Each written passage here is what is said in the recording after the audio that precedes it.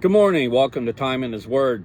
A little slow this morning. I started at midnight yesterday, and then I had to come up to the office to get quarterly inspections done. We have to get our trucks inspected every quarter. It's a company requirement, not a federal requirement. And they just want to make sure, because their name is on the door of my truck, that my truck is in tip-top shape, which they real thorough. I kind of gripe about it, but at the same time, I've always gotten them done here in the office because I know when they get done that they haven't missed anything. And so they found a couple things. Now I'm waiting on parts, and so I just slept in this morning. But I know that's one thing that with running the road, there's no consistency as to when I post these messages, and I apologize for that. I'd like to be a little bit more consistent, but I have no clue as to how to record these earlier and then have them post at a time. I know people can do that. Our pastor does that with his site, but I don't know how. I do good to record a message without deleting it by accident. So it just one of them deals. I'm not a big computer guy, but I'm trying, I'm learning, but they just don't interest me. And you all know that if something doesn't interest you, you have a hard time learning it. In fact, you just really don't learn how to do it because it simply doesn't interest you. But I did get a phone call this morning just as I was getting up, and from a friend of mine. He called to see if I was okay, because he knows my routine. I'm like, yeah, I'm fine. I told him what had happened. He just kind of laughed because he understands, because he drives. And I said, I'll get one up here in a little bit. And it got me to thinking about Hebrews, the 13th chapter, verse 2. Do not neglect to show hospitality to strangers, for by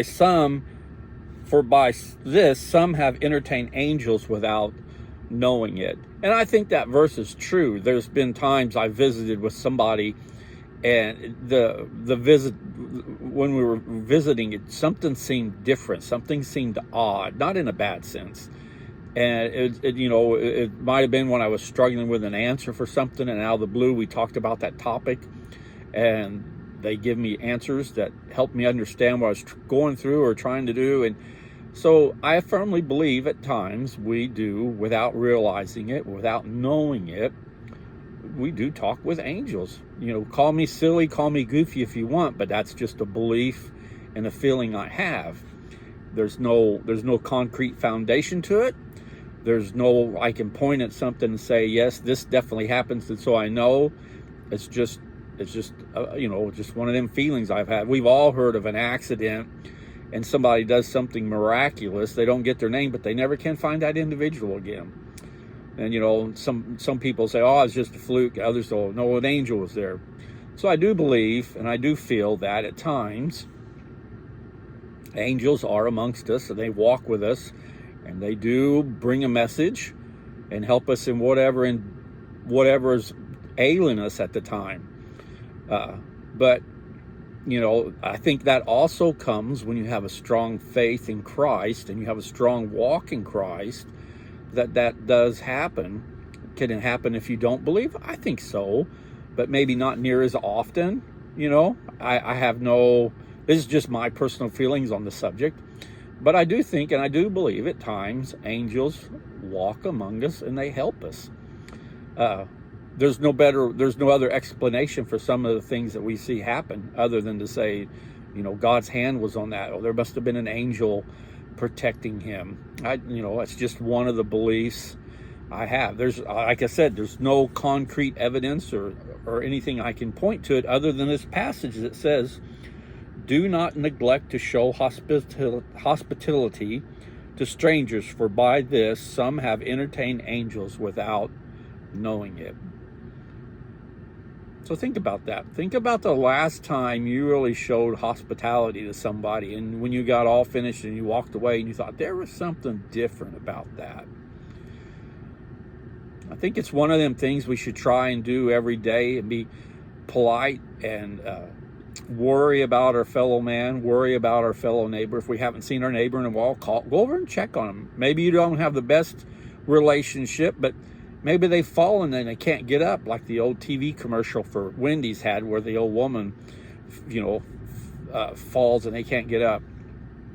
It doesn't take 5 minutes of your time, and who knows, you might make the difference in somebody's life. I try to do that. It's kind of difficult nowadays on the road. Drivers don't talk to each other like we used to, and things like that. But I still try to be polite and hospitable to people I encounter every day. When I take a shower and I leave the shower area, if there's somebody cleaning the showers, I always make it a point to stop and tell them I think they're doing a great job.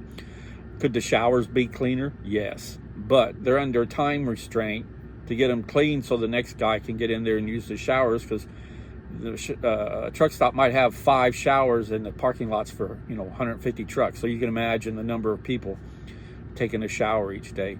But make it a point each day, if you see a janitor doing something, stop and say, hey, you're doing a wonderful job. I appreciate how clean the building is.